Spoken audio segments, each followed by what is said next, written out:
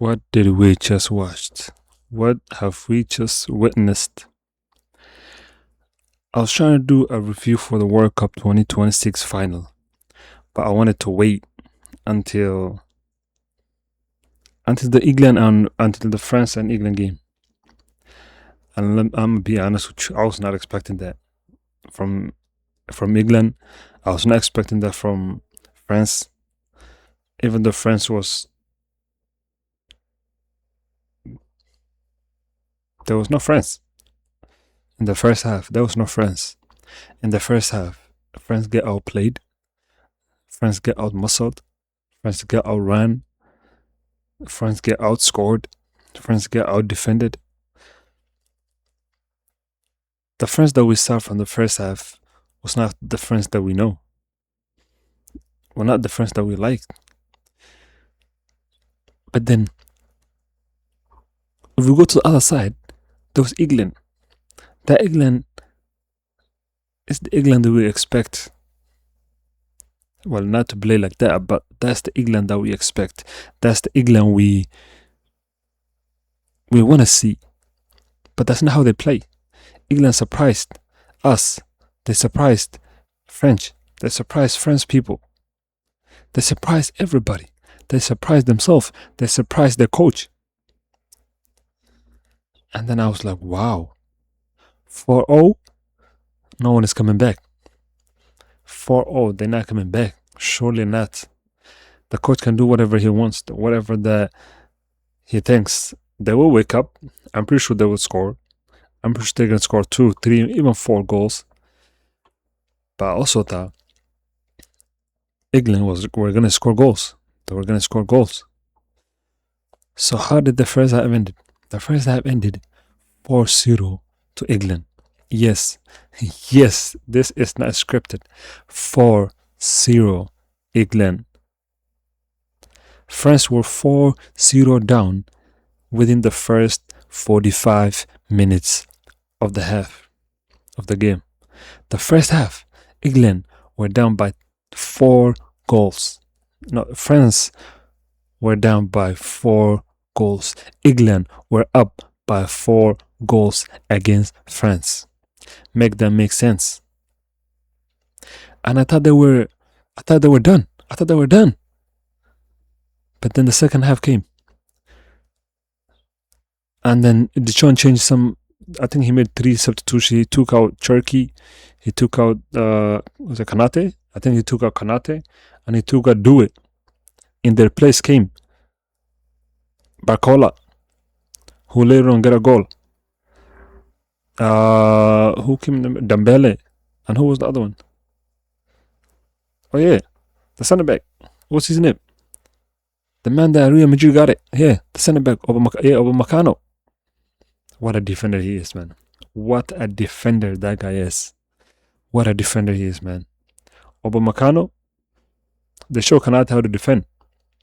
The best center back in this World Cup. I know he's not in the final, but he is the best defender in this World Cup. And then we thought the game would just go. Basically, England will score 2 more. France will score 2 more. The game will be tied. The game will be closed. That's it. I thought that's how the game was going to end. But that's not how the game ended, did it? Was that how the game ended? Let me show you how the game ended. Let me show you how the game ended, my guy. Let me show you how the game ended. This is how the game ended. France came back. France came back to play. France showed up. The real France showed up. Mbappe with 2 goals. Mbappe with 2 goals. Mbappe is the top scorer of World Cup of all time in the World Cup. And he's currently the top scorer in this World Cup. He's leading the Golden Boot by 2 goals. And he's leading 1 goal by all-time record. Well, Messi still have 1 more game to go, but regardless of how that game goes, Messi has to score 2 goals to even have a chance of getting the Golden Boot. And Messi needs to score 1 goal at least to level him up, all-time record. So this video is not all about this game. It's not all about this game. We're gonna talk about the other game too, but in a minute. Because this game is the highest scoring game in a World Cup history. 10 goals. England 6, and France with 4 goals. And this guy was 10. I wish we can get these kind of games once in a while. And like, and not even just World Cup, just not this, but I'm talking about in general. When it comes to league, when it comes to Champions League, when it comes to Nations League, Euro, Copa America, whatever, man. We just want to see those kind of games. No pressure. Let's go play for fun, score goals. You know what I mean? Those kind of goals. And now let's talk about the game that we all want to talk about. Let's talk about the final. Let's talk about the 2026 World Cup final between Spain and Argentina. The two top FIFA ranking are coming against each other in the World Cup final. And it takes place tomorrow, New York, New Jersey.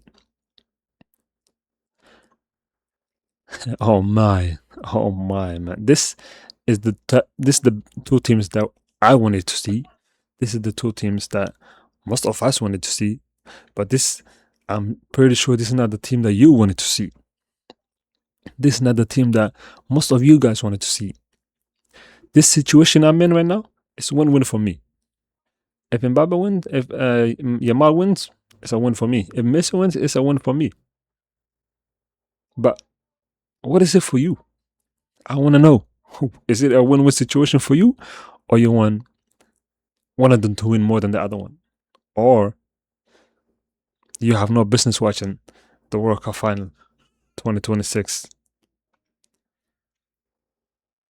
And let me know down in the comments. And now let's see how both teams gonna line up. Let's see, man. Let's see how both teams gonna line up.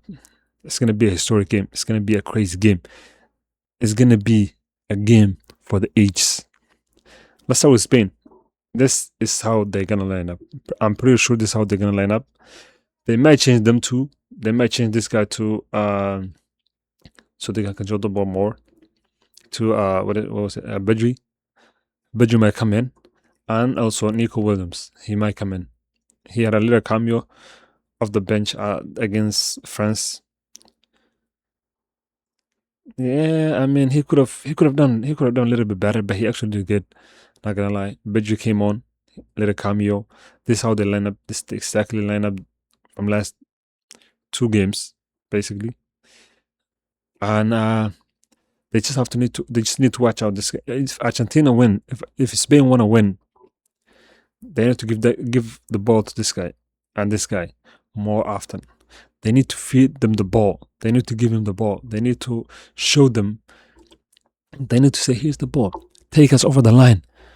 They need to give Dani Olmo and Lamine Yamal. They need to feed them the ball. Them too. They need to feed them the ball. They need to give them the ball every single time they have a chance. They need to give them the ball. Because Dani Olmo, for France,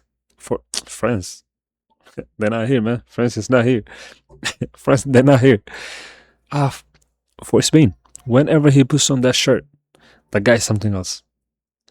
The guy is something else. When he's playing for Barca and when he's playing for Spain, it's completely different things. That's the same for Mbappe. When he's playing for France and when he's playing for Real, it's completely different things, man. Completely different player. And I've been hearing a lot about Lamine Yamal. Isn't having his best game. Isn't having his best World Cup. He hasn't had his moment yet. He don't need to score as long as they're winning. He don't need to. He usually creates chances. He creates chances. He unlocks defense. He does all of that. He's just not having the inner product at this moment in time. And now, let's see how Argentina gonna line up. Scaloni wants control the midfield. He wanted to control the midfield. He wants to have the ball. He wants his team to control the game and have the ball, and defend with the ball. That's because they can't defend. They cannot defend, man. If Spain attacks, I'm pretty sure that they will score goals. But here's the catch. Would you risk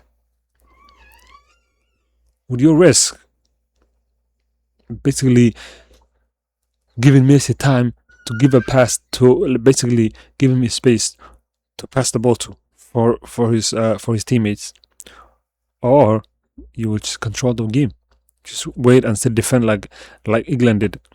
So either situation is a lose-lose for Spain, because Messi, if you sit back and give him time, he will just put crosses and crosses and crosses and crosses and crosses in.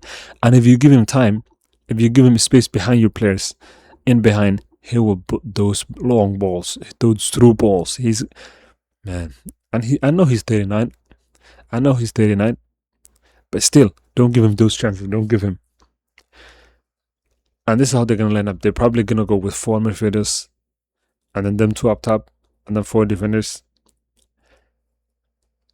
This is gonna be a crazy game, man. But who do I have my money on? Who do I have my money on? Man, I can't bet against the GOAT. I can't bet against the GOAT. But for this game only, I'm gonna be stubborn. Just for this game. Lamine Yamal is gonna cook. Lamine Yamal is gonna have one of those games. Lamine Yamal is gonna have one of those games that he wash and wash. Hulka gelne one actisi belayesi uturana. And it's gonna be crazy, man. We'll see how it goes. But I know who's gonna win. But who do you think is gonna win? Who do you think is gonna be the world champion? Are they gonna retain it? Or are they gonna lose that title?